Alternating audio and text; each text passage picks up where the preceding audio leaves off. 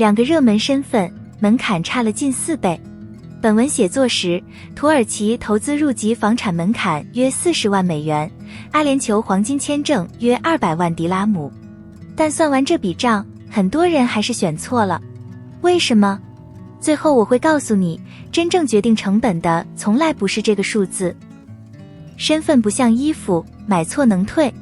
钱投进去，房子买下来，等你发现方向不对，退出成本、汇率损失、孩子耽误的时间，都得自己扛。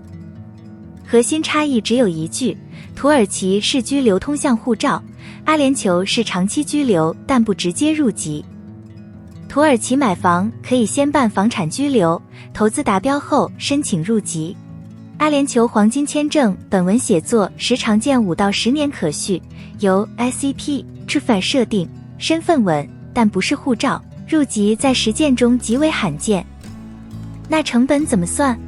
土耳其这边只想合法居留，常住下来，买套自住房产申请居留，起步相对灵活，居留由移民总局审批，产权与估值走土地登记总局 TAPU 的 TACBase 系统。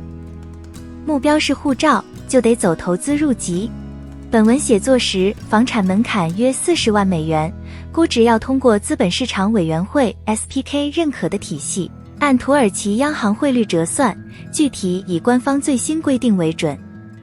阿联酋这边，本文写作时，房产黄金签证常见门槛约200万迪拉姆，由 ICP 等机构设定，另有体检、Emirates ID、医保等常规费用。关键是别只算一次性投入，物业费、税费、每年的续签和保险加起来才是长期的真实开销。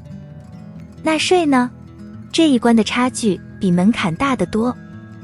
阿联酋本文写作时对个人工资和多数个人收入不征个税。土耳其是累进税率，由收入管理局设定，本文写作时最高档约 40%， 税务居民要就全球收入申报。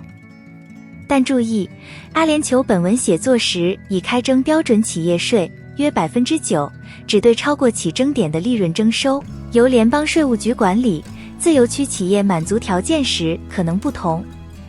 这里有个例外，也最容易误会，税务身份不由一张居留卡决定，跟停留天数、家庭和资产在哪有关。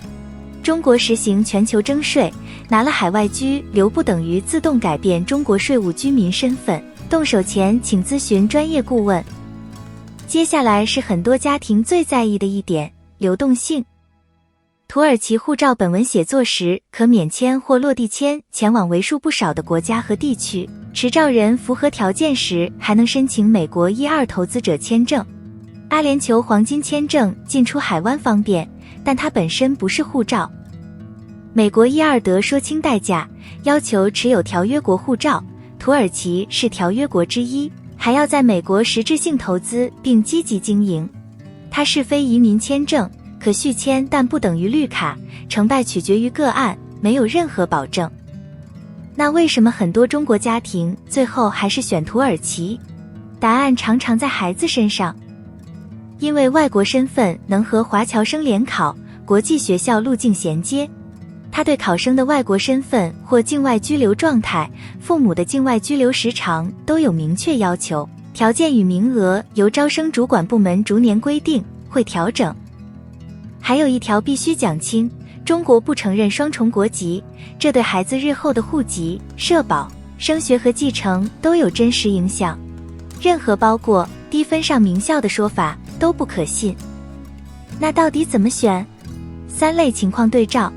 以护照和子女教育为先，土耳其投资入籍通常更契合；以零个税和资产稳定为先，阿联酋黄金签证往往更合适。还在观望，就先用较轻的土耳其房产居留或阿联酋普通居留落地，住一段时间再决定升不升级，别一次性压住。现在回到开头，门槛价为什么会骗人？因为真正影响总成本的是货币、汇率和退出难度。里拉波动较大，购房估值以外币折算，进出场时点会明显改变实际成本。迪拉姆本文写作时与美元挂钩，币值稳，但资产价格和租金更高。换句话说，划不划算取决于你的资金结构、持有年限和需不需要护照。也提醒一句，没有机构能保证审批结果，两边规则都在调整，以官方最新口径为准。我们全中文团队端到端陪同，关键节点用中文书面汇报，不收开发商佣金。这道题没有标准答案，只有最适合你家庭的那一条。主页了解更多，关注我，少走弯路。